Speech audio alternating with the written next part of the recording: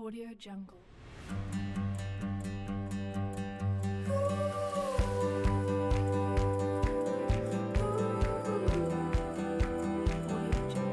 Halo, selamat pagi anak-anak. Berjumpa kembali dengan saya, Bapak Martin yang akan mengajarkan kimia pada pagi hari ini. Kemarin-kemarin kita telah membahas tentang derivat turunan alkali, mulai dari alkohol eter dan sifat-sifatnya juga. Tetanama juga kemarin sudah, isomer juga sudah. Hari ini kita akan lanjutkan tentang alkanal dan alkanon yang isomer fungsional, mana dia itu sifat-sifatnya, cara pembuatannya, dan juga nanti uji investigasi. Mari kita mulai satu persatu. Alkanal dan alkanon. Alkanal dan alkanon merupakan dua senyawa dengan rumus molekul yang sama, namun memiliki gugus fungsi yang berbeda. Alkanal mempunyai gugus fungsi CHO, sedangkan alkanon memiliki gugus fungsi CO. Oleh karena itu, alkanal dan alkanon disebut juga sebagai berisomer fungsional.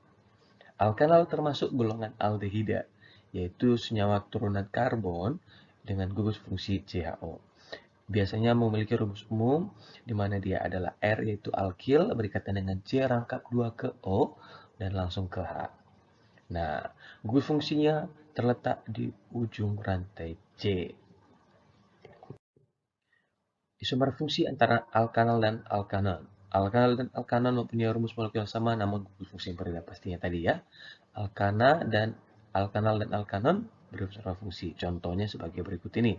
Kalau kita perhatikan di contoh kita ini, kita punya ada 3 contoh di sini, yaitu yang memiliki rumus molekul C3H6O.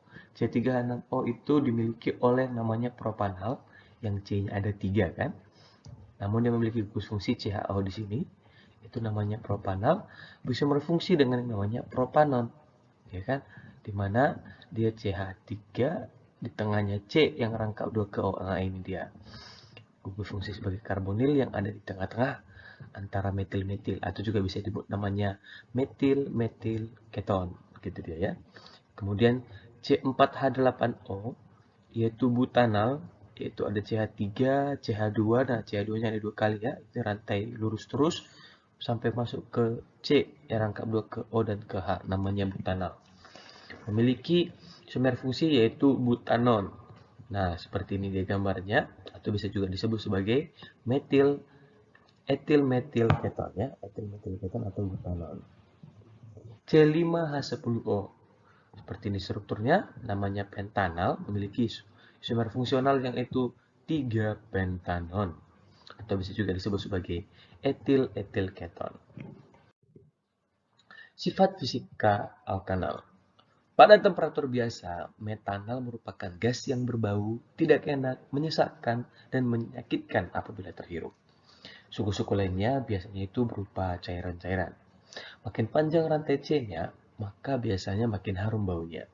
Baunya seperti bau bunga-bungaan, buah-buahan, sehingga beberapa senyawanya digunakan sebagai untuk pembuatan pewangi. Metanal dan etanal itu biasanya larut dalam air, sedangkan alkanal lainnya itu sukar larut dalam air, namun biasanya akan larut dalam pelarut organik. Sifat kimia alkanal. Reaksi oksidasi alkanal akan menghasilkan asam alkanot atau disebut juga dengan nama asam karboksila.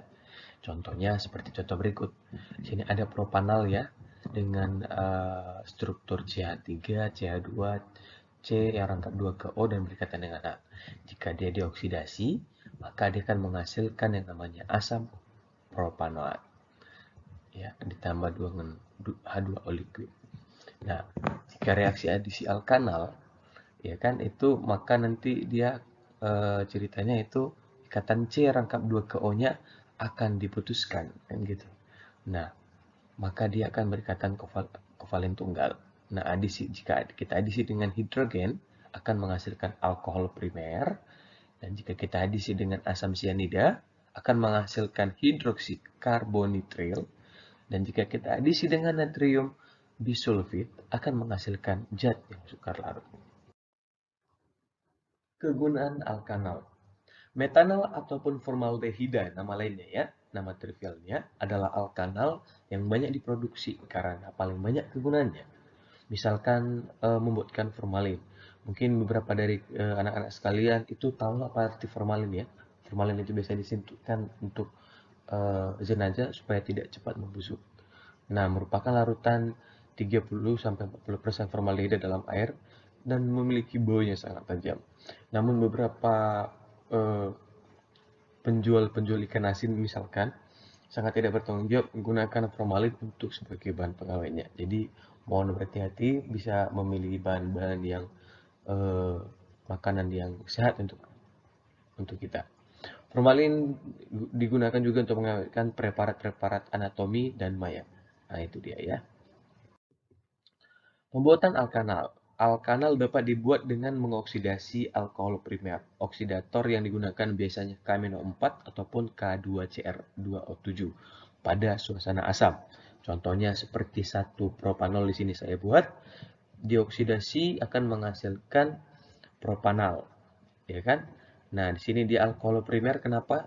Atom C yang berikatan dengan OH-nya berikatan dengan satu atom C lainnya. Nah, dari situlah dioksidasi dengan tadi oksidator K-4 ataupun K2Cr2O7 akan menghasilkan yang namanya propanal, suatu aldehyde dengan atom C3. Nah, dalam industri besar-besaran, alkanal juga dibuat melalui uap alkohol dan udara dengan katalis tembaga atau perak. Contoh reaksinya adalah sebagai berikut. Ini dia contoh reaksinya ya. Alkanon atau juga dengan disebut juga dengan nama keton.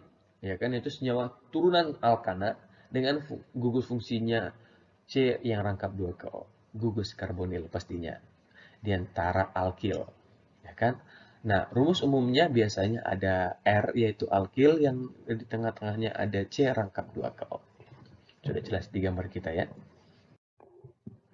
Sifat alkanon. Untuk sifat fisikanya sendiri itu biasanya pada suhu kamar, suhu rendah, yaitu jika atom C-nya sedikit misalkan, ya kan, merupakan cairan yang tidak berwarna, berbau harum, dan mudah larut dalam air. Jika suhu pertengahan yang jika atom C-nya agak banyak sedikit, itu merupakan cair yang sukar larut. Nah, jika C-nya sangat banyak, maka itu sudah bisa berupa padatan. Sifat kimianya. Alkanon dapat mengalami reaksi adisi pastinya. Ya, rangkap adisi berarti reaksi pemutusan ikatan rangkap. Rangkap di mana di sini rangkap pada karbonilnya, yaitu C rangkap 2 ke O. Jika kita adisi dengan hidrogen, akan menghasilkan alkanol atau alkohol sekunder. Reaksi ini merupakan reaksi reduksi. Jika kita adisikan dengan asam sianida, akan menghasilkan hidroksikarbonitril. Jika kita adisi dengan NaHSO3 natrium bisulfit, menghasilkan zat yang sukar larut juga. Kegunaan keton. Senyawa alkanon yang paling dikenal dalam kehidupan sehari-hari biasanya dengan nama aseton atau propanon. Aseton sendiri merupakan cairan yang tidak berwarna dan mudah terbakar biasanya. Kegunaan aseton ini yaitu sebagai pelarut senyawa karbon, misalkan untuk membersihkan cat kuku kutek. Nah, jadi kalau kamu pernah pakai kutek di jari, ya kan, itu biasanya kan ada kamu bersihkan dengan suatu cairan, yaitu ini dia namanya, ya kan, si keton ini sendiri. Nah, bisa melarutkan lilin dan plastik. Yang kedua, untuk membuat kloroform. Kloroform sendiri itu merupakan obat bius. Bisa juga untuk membuat iodoform dan isopren. Pembuatan alkanon. Alkanon dibuat biasanya dengan mengoksidasi alkohol sekunder. Jika alkohol sekunder dioksidasi akan menghasilkan keton. Biasanya menggunakan oksidator K-4 ataupun K2Cr2O7 dalam suasana asam. Contohnya sudah ada di sini, yaitu seperti 2-propanon. Maka jika dioksidasi, ya kan akan menghasilkan yang namanya keton, itu propanon. Dan jangan lupa ada gas hidrogen dalam bentuk liquidnya. Identifikasi alkanal dan alkanon. Jadi kalau membedakan, oh senyawa ini alkanal, senyawa ini alkanon. Bagaimana caranya? Yaitu dengan cara sebagai berikut. Alkanal dan alkanon dapat dibedakan dengan cara mereaksikannya biasanya dengan Vehling. Ada nanti Vehling A dan Vehling B, dan juga bisa menggunakan dengan reaksi Tollens. Alkanal bereaksi positif dengan kedua reaksi itu. Jadi kalau keton tidak bereaksi, ya. Nah, jika menghasilkan dengan Vehling, kita akan menghasilkan yang nanti ada namanya endapan merah bata, yaitu si endapan si CO-nya sendiri. Sedangkan si tolens ya kan dengan variasi tolens biasanya akan menghasilkan cermin perak, yaitu ada nanti endapan Ag nanti di dalam larutannya. Contohnya sebagai berikut ini ya. Nah, sedangkan alkanon sendiri tidak dapat bereaksi, berarti dia menghasilkan reaksi negatif. Nah, jika alkanal dengan Felix menghasilkan endapan merah, mohon diingat dia kan menghasilkan endapan Cu di sini.